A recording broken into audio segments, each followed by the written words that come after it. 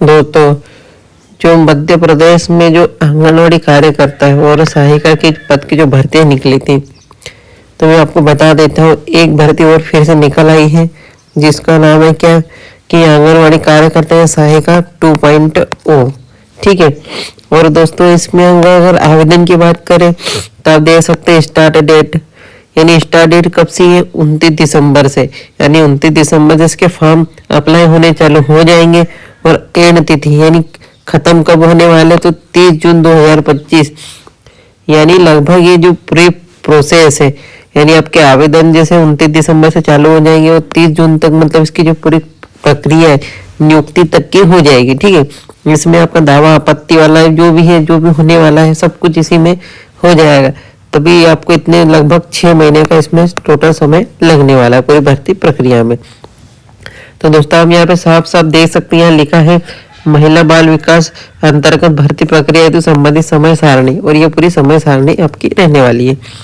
तो आंगनवाड़ी कार्यकर्ता एवं सहायिका नियुक्ति के निर्देश, ठीक है, यानी जो इसकी रूल बुक है, वो रूल बुक में मैं आपको बता देता हूँ कि इस भर्ती प्रक्रिया में क्या रहने वाला, क्वालिफिकेशन कैसे भर्ती होगी और कहाँ पे पद खाली है और कितने हैं, वो भी मैं आपको बता देता हूँ। ठीक है। तो दोस्तों, आपको वीडियो पूरा देखना है ताकि आपको सही जानकारी मिल सके, क्योंकि हम पूरी बारीकी से पूरी जानकारी मैं आपको बताने वाला हूँ। ठीक है। तो चलो देख लेते हैं हम इसका नोटिफिकेशन। दोस्तों, ये रहा इसका फुल नोटिफिकेशन, जिसमें आप साफ साफ देख सकते हैं, लिखा है आंगनवाड़ी कार्यकर्ता एवं सहायिका के चयन, नियुक्ति, अवकाश, सुविधाएं एवं सेवा संबंधी निर्देश। तो इसको हम देखने वाले हैं। ठीक है। ठीक है। तो दोस्तों, इसमें पहला पॉइंट हमें देखने को मिल रहा है कि आवेदिका की न्यूनतम आयु 18 वर्ष एवं अधिकतम 35 वर्ष होनी चाहिए।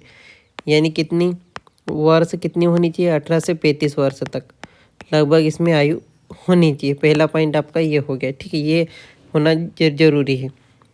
इसी के अलावा मूल निवासी आवेदिका ग्रामीण क्षेत्र संबंधित ग्राम पंचायत नगरीय क्षेत्र संबंधी वार्ड की स्थायी निवासी होना चाहिए। यानी आप जिस पंचायत अंतर्गत आंगनवाड़ी कार्यकर्ता हो या सहायिका हो, किसी भी पद के लिए अगर आप अप्लाई कर रहे हो तो आपको वहाँ का क्या मूल निवासी होना चाहिए। क्या होना चाहिए, आपको वहाँ का मूल निवासी होना चाहिए, यानी उसी पंचायत का आपको होना चाहिए, यानी उसी पंचायत के या उसी ग्राम का आपको क्या है होना चाहिए, तभी आप उसमें अप्लाई कर सकते हो। इसी के बाद देखें और कुछ है। हाँ, तो दोस्तों, इसमें आपको बता देता हूँ मैं, आंगनवाड़ी कार्यकर्ता सहायिका पद नियुक्ति होती है, अनिवार्य योग्यता है यानी शैक्षणिक योग्यता, यानी आपके पास क्या होना चाहिए तो आप भर सकते हो। तो सबसे पहले आपके पास न्यूनतम 12वीं बोर्ड यानी 12वीं उत्तीर्ण, यानी आपने क्या है 12th यानी आपने 12वीं उत्तीर्ण होना चाहिए। इसी के अलावा उच्च शैक्षणिक योग्यता स्नातक उत्तीर्ण मान्य की जाएगी, यानी आपने ग्रेजुएशन किया है तो भी आप इसमें क्या अप्लाई कर सकते हो और इसमें आपको फ़ायदा होने वाला है, यानी इसमें 12वीं भी आपका होना अनिवार्य है। ठीक है। और कुछ इसमें क्या दिए हुए वो भी मैं आपको बता देता हूँ।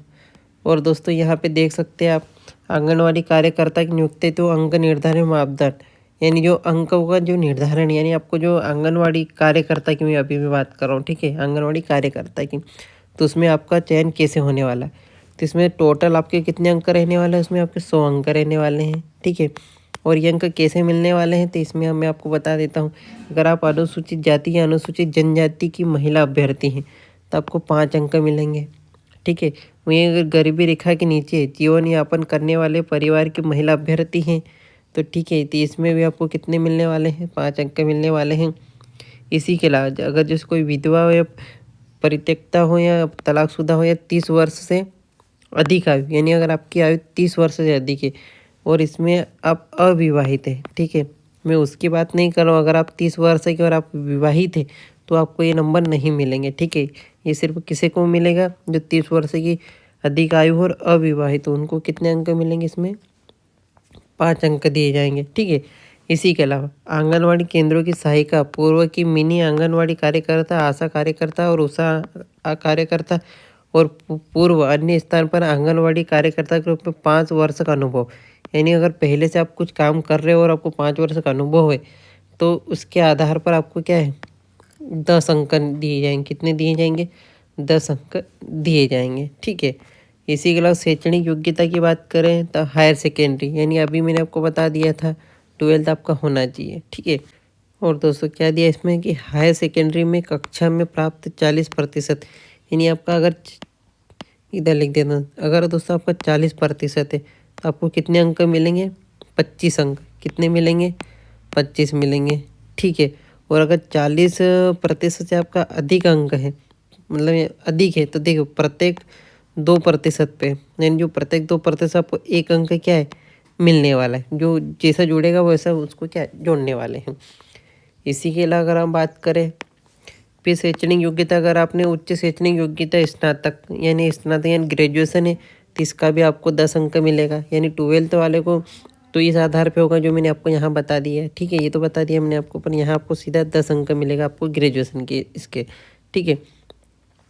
और इसी के अलावा बोनस अंक की बात करते हैं, आंगनबाड़ी कार्यकर्ता पूर्व की मिनी आंगनबाड़ी कार्यकर्ता आंगनबाड़ी सहायिका सेवा काल के दौरान आकस्मिक मृत्यु या जैसे कुछ ऐसा हो जाता है, वो उनका यहाँ से कोई जैसे पहले से कोई है उनके यहाँ से, और उनके यहाँ किसी की मृत्यु हो गई है तो उसी घर में से अगर कोई भर रहा है तो उसमें आपको उनको 10 अंक मिलेंगे। उसी घर में उनको क्या है 10 अंक मिलने वाले। ऐसे टोटल कितने रहेंगे आपके 100, और 100 में से जिसके जितने नंबर आएंगे उसके आधार पर उसका चयन किया जाएगा। और ये बात किसकी हो रही थी अभी? आंगनवाड़ी कार्यकर्ता की, ठीक है। अब देख लेते हैं आंगनवाड़ी सहायिका की, ठीक है। इसमें क्या होने वाला है, तो इसमें भी लगभग दोस्तों सेम होने वाला है, ठीक है। इसमें 100 अंक का आपका वो टोटल मार्क इसमें रहने वाले हैं। तो इसमें भी वही है कि 5 अंक दिए जाएंगे अगर आप अनुसूचित जाति अनुसूचित जनजाति के हैं और गरीबी रेखा के नीचे हैं तो आपका इसमें भी 5 अंक मिलेंगे। फिर वहीं 30 वर्ष से अधिक आयु की अविवाहिता हैं या तलाकशुदा हैं विधवा, इसमें भी आपको 5 अंक मिलने वाले हैं। और शैक्षणिक योग्यता में वही दोस्तों 40 अंक पर आपको इसमें लेकिन 35 मिलेंगे। 40% तक आपको क्या है इसमें 35 मिलेगा, ठीक है। और 40% से अगर अधिक आपके वो है तो इसमें आपको प्रत्येक 2% पे एक अंक का क्या है मिलता जाएगा। और वहीं उच्च शैक्षणिक योग्यता के बाद स्नातक और ये है तो इसमें आपको 10 नंबर मिलने वाले हैं। और इसमें वही दोस्तों अगर आप किसी वहीं घर में से हो और किसी की मृत्यु हो जाती है आंगनवाड़ी कार्यकर्ता या जो भी, तो उसमें भी आपको 10 अंक मिलने वाले हैं। ऐसे टोटल इसमें भी क्या है 100 अंक रहने वाले हैं, यानी आंगनवाड़ी कार्यकर्ता और सहायिका दोनों का मतलब सेम ही रहने वाला है, ठीक है। तो ये हो गया दोस्तों, चयन का भी मैंने आपको बता दिया है, ठीक है। इसमें कैसा क्या होने वाला है, जैसे 2 से अधिक आवेदकों की मेरी सूची में अंक समान होने पर अधिक आयु की महिला का चयन किया जाएगा।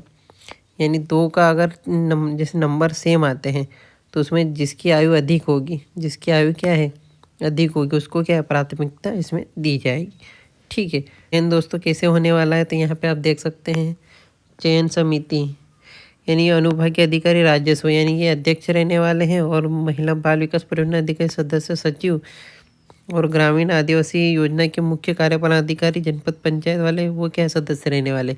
और ये क्या है, ये आपके डॉक्यूमेंट पूरे देखेंगे, उसके आधार पे आपको अंक दिए जाएंगे और उसी के आधार पे आपका क्या है चयन होने वाला है।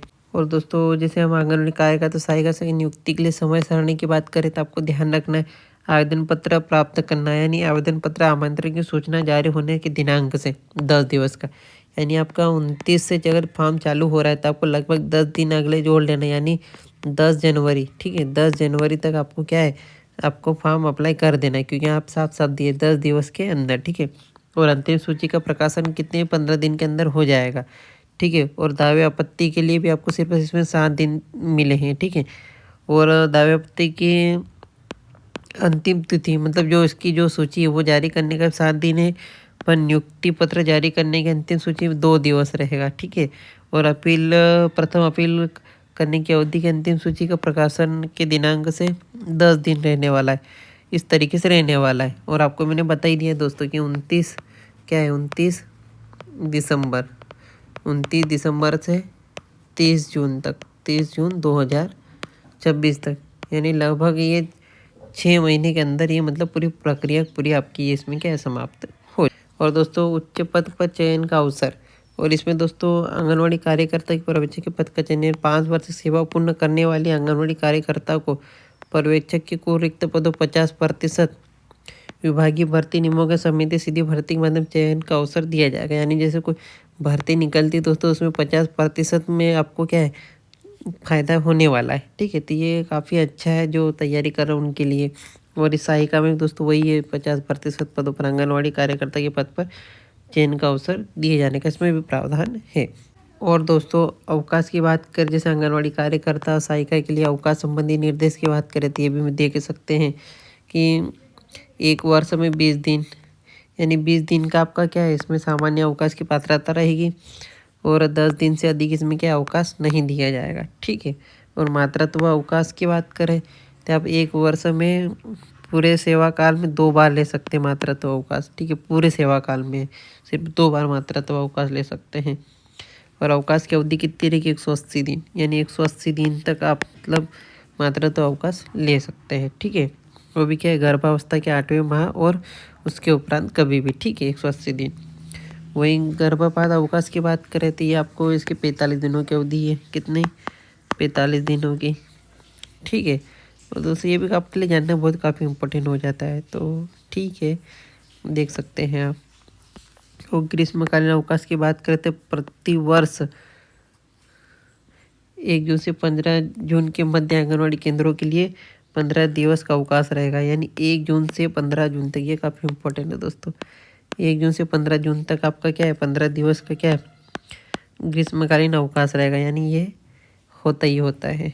ठीक है, बस दोस्तों ये सारी जो भी था वो मैंने आपको बता दिया दोस्तों। ठीक है।